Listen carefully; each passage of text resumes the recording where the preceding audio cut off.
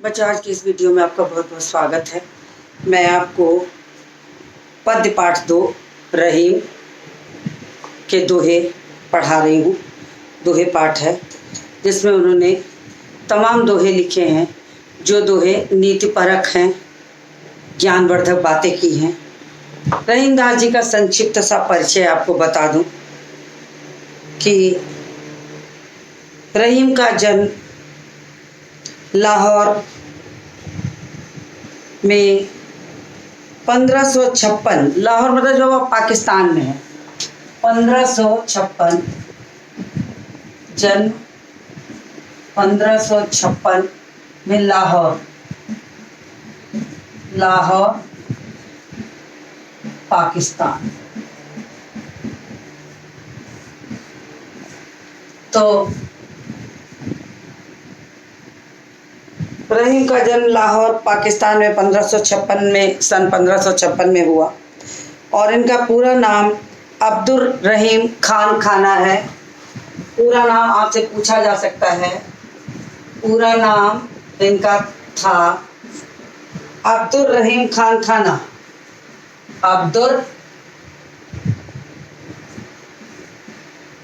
अब्दुर रहीम खान खाना। अब्दुल रहीम खान खाना इनका नाम था। और इनको भाषा, इनको कौन कौन सी जानकारी थी वो नोट कर लीजिए। इनको अरबी, फारसी, संस्कृत, हिंदी, 4 भाषाओं के ये ज्ञाता थे। हिंदी और संस्कृत 4 भाषाओं के ये ज्ञाता थे। और अकबर के दरबार के प्रमुख कवियों में थे। अकबर के दरबार के प्रमुख कवि थे। तो जो छोटी मोटी बातें हैं वो मैं लिख दे रही हूँ, आप इसको नोट कर लीजिए। और इनके दोहों की जो प्रमुखता है, दोहे की विशेषता है वो है कि नीति, भक्ति और श्रृंगार, 3 तरह के दोहे इन्होंने अपने पद दोहे में लिखे हैं। 3 प्रकार के दोहे जो हैं वो मिलते हैं। तो थोड़ा सा इनके बारे में बता दूं कि इनका जन्म लाहौर पाकिस्तान के सन 1556 में हुआ था। इनका पूरा नाम अब्दुल रहीम खान खाना था। रहीम को अरबी, फारसी, संस्कृत और हिंदी की अच्छी जानकारी थी। नीतिपरक उक्तियाँ, संस्कृत कवियों की स्पष्ट छाप इनमें परिलक्षित होती है। जैसे संस्कृत कवि नीतिपरक उक्तियों के माध्यम से अपनी बात कहते थे, तो सिर्फ बिल्कुल वैसे ही परिलक्षित होती है। मध्ययुगीन दरबारी कवियों में जोड़े जाते हैं ये। और अकबर के राज दरबार में ये मुख्य रूप से इनको स्थान मिला था। दरबारी कवि थे, 9 रत्नों में एक थे। रहीम के काव्य का जो मुख्य विषय था वो था नीति, श्रृंगार और भक्ति, और बहुत लोकप्रिय थे। आसानी से अपनी बात को दोहों के माध्यम से कहते थे। भाषा बिल्कुल सरल, सहज और बोधगम्य थी। अवधी और ब्रज भाषा इनकी मुख्य भाषा है, वो भी लिख लीजिए। भाषा की बात करें तो अवधी और ब्रज भाषा पर अधिकार था, मतलब बहुत ज्यादा प्रयोग करते थे, अधिकार था इनका, इनकी भाषा में मिलते थे। तो ये छोटी मोटी चीजें थी जो मैं आपको बताती चल रही हूँ। और रचना या कृतियों की बात करें तो इनकी कृतियां कह सकते हैं, रचनाएं कह सकते हैं। तो कृतियां जो थी वो बहुत प्रसिद्ध थी। रहीम सतसई,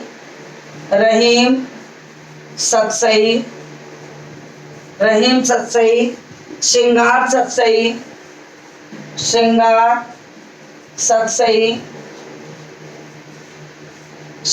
सतसई, मदनाष्टक, मदनाष्टक, रस पंचाध्यायी, रस पंचाध्यायी,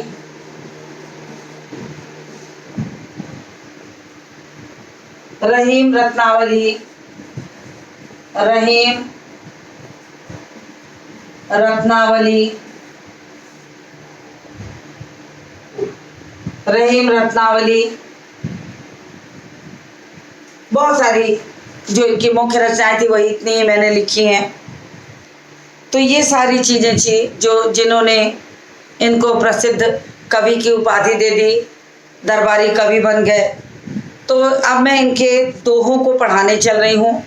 आप ध्यानपूर्वक इसके अर्थ को समझिए और फिर उसके बाद आप इसके भावार्थ को सुनकर इसके प्रश्नों को भी करेंगे। पहला दोहा प्रारंभ करती हूँ। रहीमन धागा प्रेम का मत तोड़ो चटकाए, रहीमन धागा प्रेम का मत तोड़ो चटकाए, टूटे से फिर ना मिले, मिले गांठ पड़ जाए। तो देखिए रहीमदास जी ने जो यहाँ पर नीति परक बात कही है उसका जो सौंदर्य है बताते हुए कहते हैं, रहीमदास जी कहते हैं कि प्रेम के संबंध को निरंतर बना के रखना चाहिए। अगर आप प्रेम के संबंध को बनाकर नहीं रखेंगे, उसे कभी भी तोड़ देंगे तो पुनः उसको अपनी स्थिति में नहीं ला सकते। तो उन्होंने कहा कि रहीमन धागा प्रेम का मत तोड़ो चटकाए, तोड़े से फिर ना जुड़े, जुड़े गांठ पड़ जाए। तो इन्होंने कहा कि प्रेम के धागे को कभी भी खींचा तानी से मत चलाओ। खींचा तानी से अगर वो प्रेम का धागा एक बार टूट गया तो जैसे धागे को दोबारा नहीं जोड़ा जा सकता वैसे उसे भी नहीं जोड़ा जा सकता। तो उसे क्या करना होगा, एक गांठ लगानी पड़ेगी। एक टूटे हुए धागे को अगर हमें जोड़ना है तो हमें उसमें एक गांठ लगानी पड़ेगी और वही गांठ हमारी, जब आपको उसको सुई में धागे को डालना होगा तो वो धागा उसमें से निकल नहीं सकता, गांठ बीच में आ जाएगी। तो प्रेम भी ऐसा ही संबंध है कि तोड़े से फिर ना जुड़े, जुड़े गांठ पड़ जाए। एक बार प्रेम का संबंध यदि खटक गया, प्रेम में खटास आ गई, प्रेम में दूरी आ गई, तो आप लाख चाह लीजिए कि वो प्रेम पुनः पहले जैसा हो जाए, संभव नहीं है। प्रेम को बचाना पड़ता है, प्रेम को संभालना पड़ता है।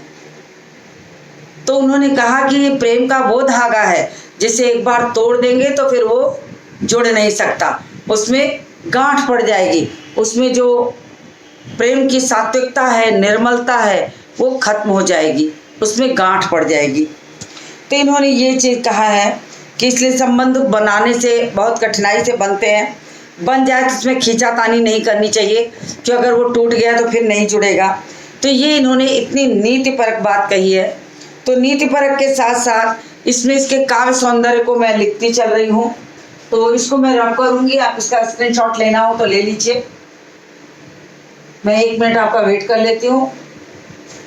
चलिए इसको रब करते हैं।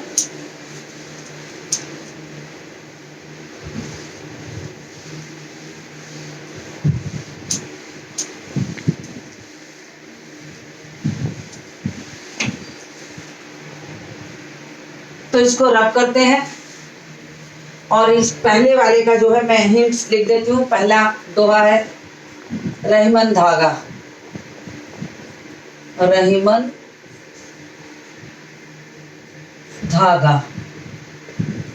तो काव्य सौंदर्य इसका लिख देते हैं, या कला पक्ष भी आप लिख सकते हैं। काव्य सौंदर्य, काव्य सौंदर्य में आपको इसकी प्रमुख बातों को बताना पड़ता है। तो इसमें लिख सकते हैं कि प्रेम की निरंतरता, प्रेम की निरंतरता और अखंडता, प्रेम की निरंतरता और अखंडता के महत्व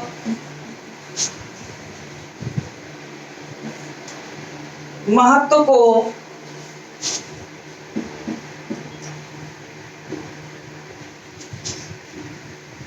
बहुत सुंदर युक्ति के माध्यम से, बहुत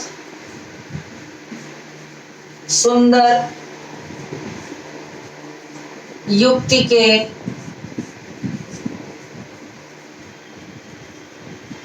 माध्यम से, बहुत सुंदर युक्ति के माध्यम से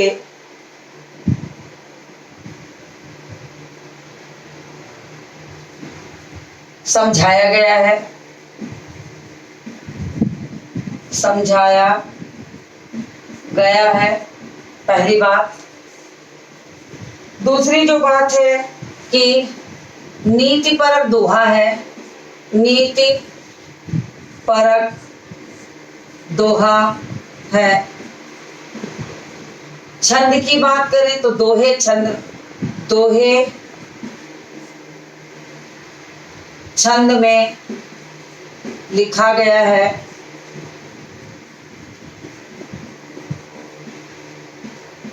फिर उसके बाद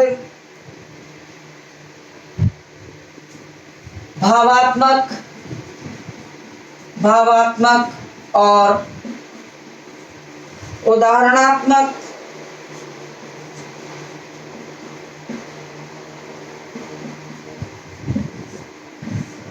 शैली का प्रयोग है, शैली का प्रयोग है। भाषा ब्रज मिश्रित, सरल, सहज और बोधगम्य भाषा का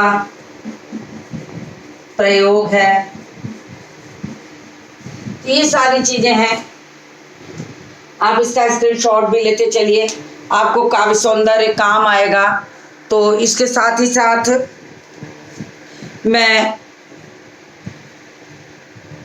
पहला वाला मैंने आपको पढ़ा दिया, अब दूसरे दोहे पर आ जाती हूँ। और इसमें कुछ संक्षिप्त प्रश्न भी बनेंगे जिसमें आपको खासियत दिखाई पड़ेगी, कुछ प्रश्न पूछे जाएंगे। एक जो सबसे बड़ी चीज है वो छूट गई, मैं लिख दूं कि लयात्मकता और गेयता का प्रभाव है दोहे में लयात्मकता और गेयता का प्रभाव है।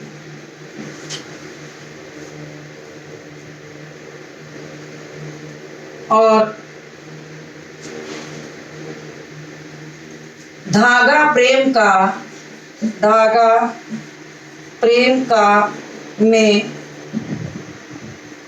रूपक अलंकार, प्रेम रूपी धागा रूपक अलंकार,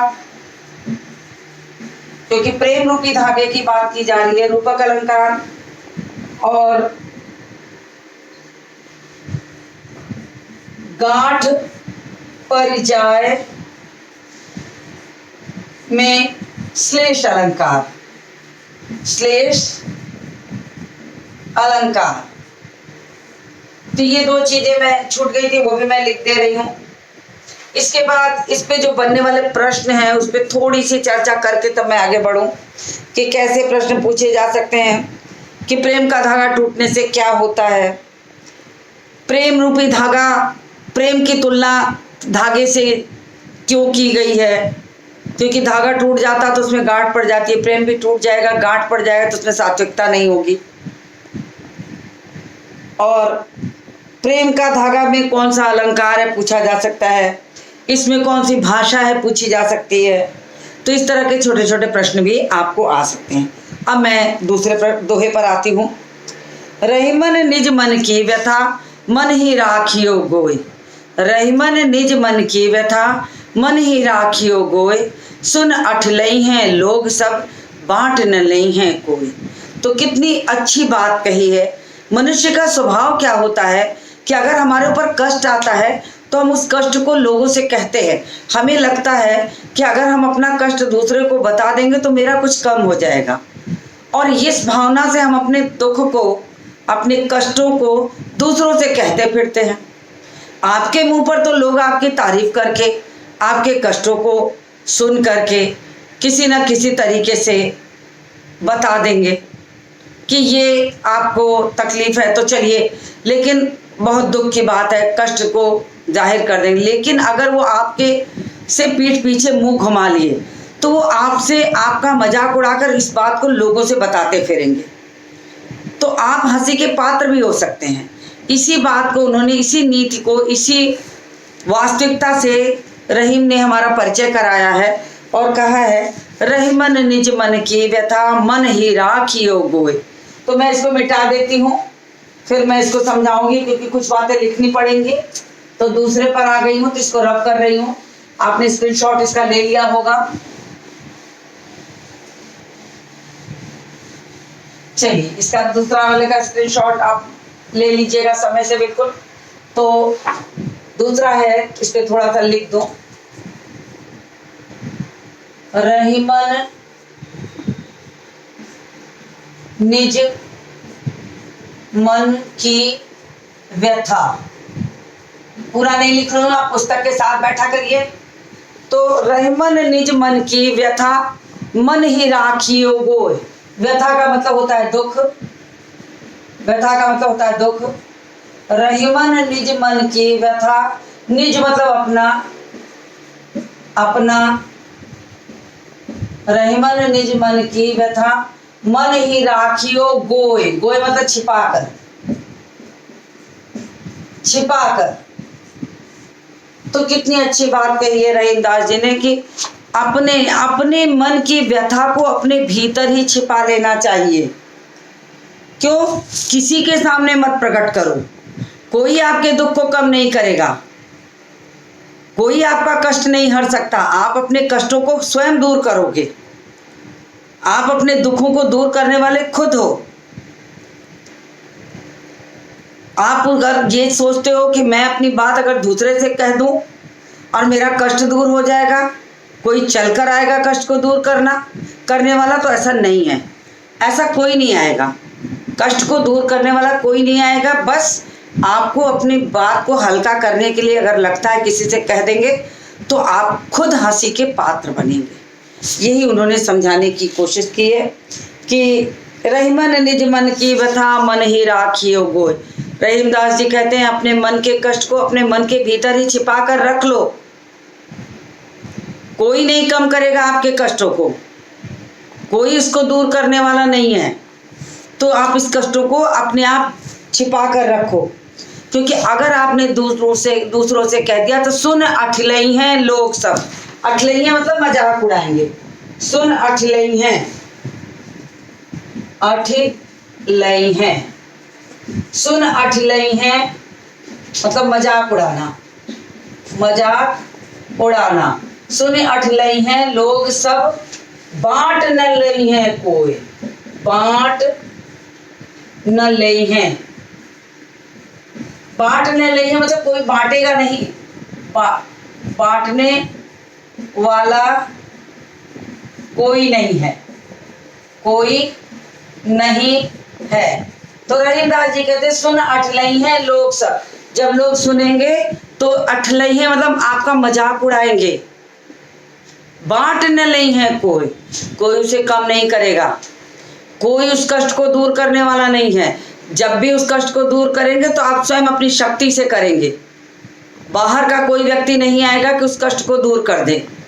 इसलिए अगर आप बुद्धिमान हैं, आप समर्थ हैं, आपके अंदर सोचने की शक्ति है, तो रहीमदास जी की ये दोहा मात्र दोहा नहीं है, आपके जीवन की वास्तविकता है, यथार्थ है।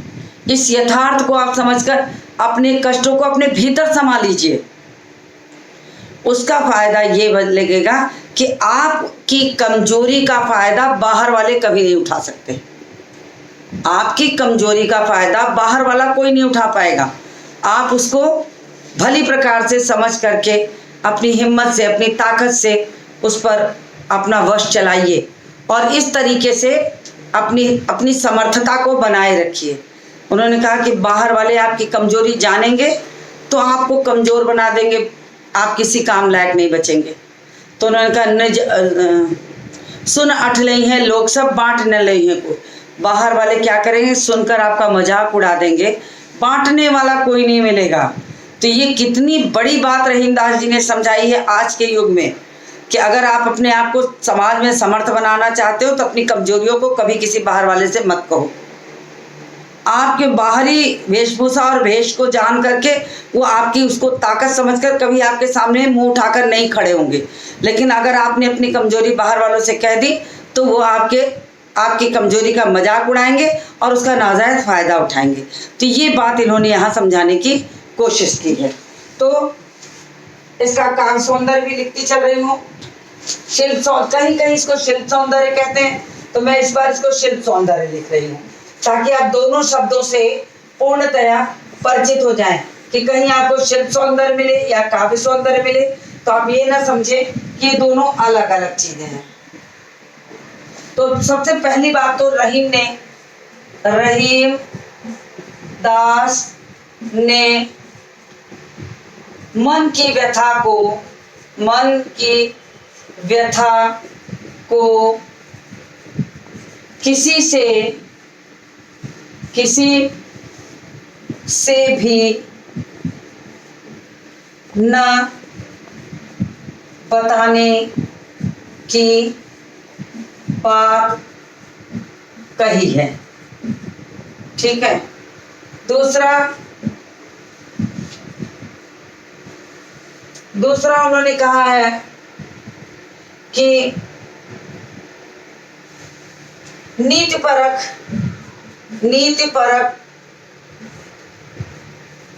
बात को दोहे के माध्यम से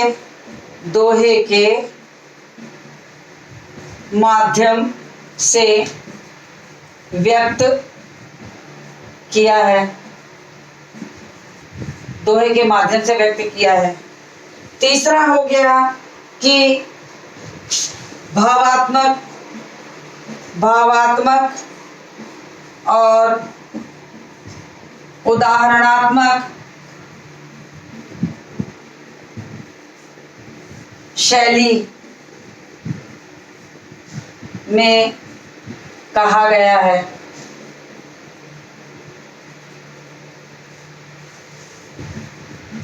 गेयता का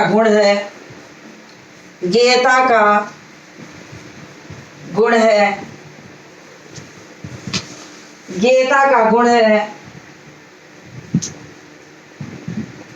दृष्टांत अलंकार है,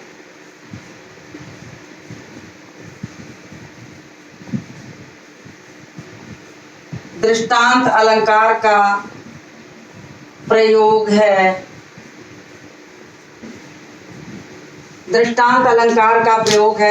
तो देखिए मैंने बहुत से, क्योंकि कुछ चीजें सभी दोहे में बिल्कुल समान हैं। आप स्क्रीनशॉट लीजिए। कुछ शिल्प सौंदर्य की दो एक बातें हर दोहे में अलग होंगी। भाषा, शैली और भाव, रस, छंद, ये करीब चीजें, रस तो नहीं छंद तो अलग अलग होंगे। भाव नीतिपरक हैं, तो इसमें नीतिपरक दोहा सभी में है लगभग। तो आपको इस चीज को ध्यान में रख के चलना होगा कि किस तरह का दोहा है, ये जान जाइए। तो आप इसका स्क्रीनशॉट लीजिए, मैं बिल्कुल किनारे हूं और फिर मैं आपको इसके आगे वाला पढ़ाऊंगी। उम्मीद है आपने स्क्रीनशॉट ले लिया होगा। तो मैं आगे बढ़ती हूँ। अब इसमें कैसे प्रश्न होंगे वो थोड़ा समझा दूं। है कि रहीमदास जी ने मन की बात को छिपाने के लिए क्यों कहते हैं, तो क्यों कहेंगे रहीमदास जी मन की बात इसलिए छिपाने कहेंगे कि आपकी कमजोरी बाहर वाला न जाने। आपकी कमजोरी मन ही राखियो गोय, आपकी कमजोरी को बाहर वाला कोई न समझ सके। वो किसी भी रूप में आपके भीतर के तत्व को मान के चले कि हाँ जो कमजोरी है वो आप बता दिए तो वो आपके ऊपर हावी हो जाएगा, इसलिए छिपा के रखने की बात कही है। और अगर मन की व्यथा को आप बता देंगे तो क्या होगा, सुनहले हैं, लोग आपका मजाक उड़ाएंगे, आपकी कमजोरी को पकड़कर आपके सामने दबंग बनकर खड़े रहेंगे, तो आपका मजाक बनाएंगे। तो इस तरह के प्रश्न उन पूछे जा सकते हैं। तो ये मैंने छोटे मोटे प्रश्न बनने वाले भी बता दिया। मैं इसके बाद वाला बता रही हूँ, जब तक मैं इसको रब कर देती हूँ। आपने स्क्रीनशॉट ले लिया होगा, मैं इसको रब करती हूँ।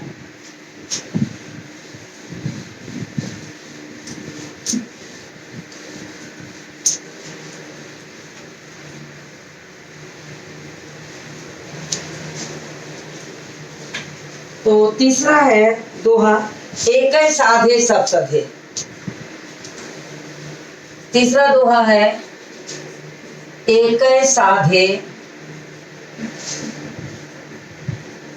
सब सधे।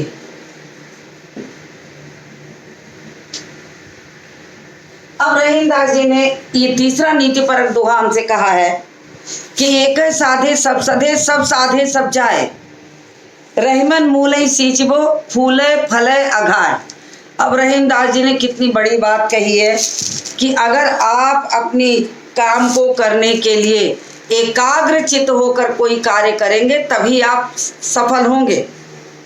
अगर आप एक बार में सैकड़ों काम को कर लेंगे तो आप सफल नहीं हो सकते। एक साधे सब सधे, अगर आपने एक बार में एक कार्य को सिद्ध करने की कोशिश की तो सारे कार्य आपके सिद्ध हो जाएंगे।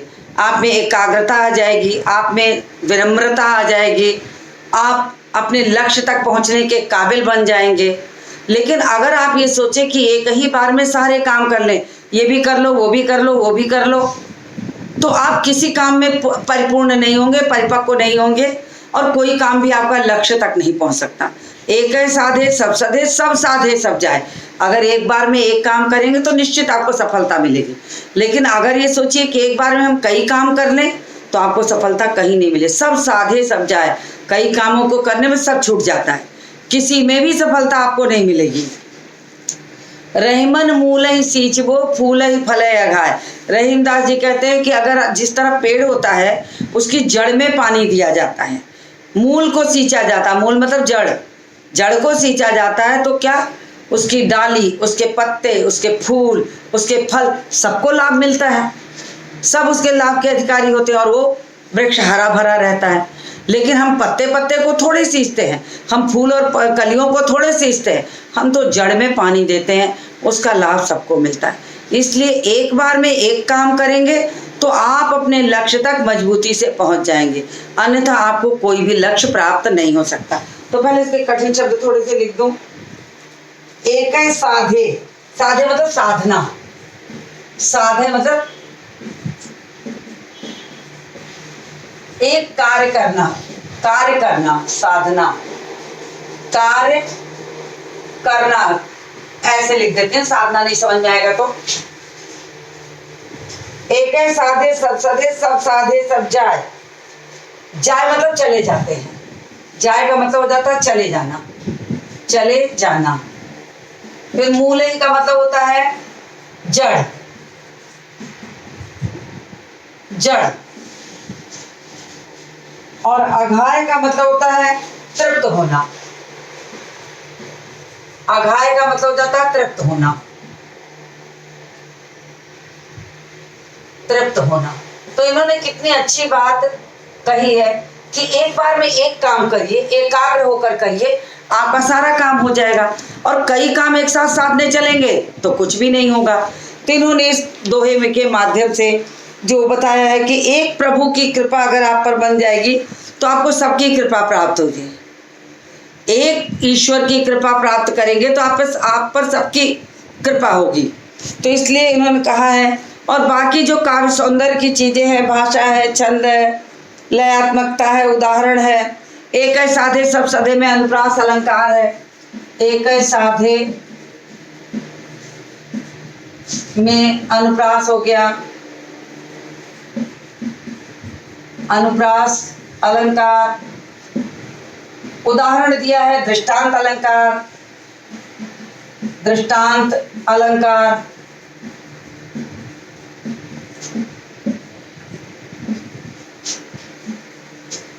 फिर क्या है ज्ञेयता का गुण, ज्ञेयता का गुण, दोहा छंद,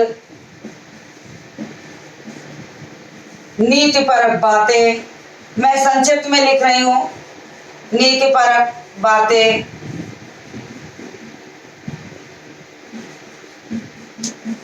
तो मैंने बहुत संक्षिप्त में लिखा है ताकि आपको हर बात वही रिपीट ना, और बाकी एक दो वह चीजें अलग होंगी, बाकी सब चीजें समान होती है। तो 3 दोहे मैंने आपको पढ़ा दिए। इसके बाद के दोहों को लेकर मैं आपसे अपने अगले वीडियो में मिलूंगी। तब तक आप इसको दोहराइए और मिलती हूँ अगले वीडियो में।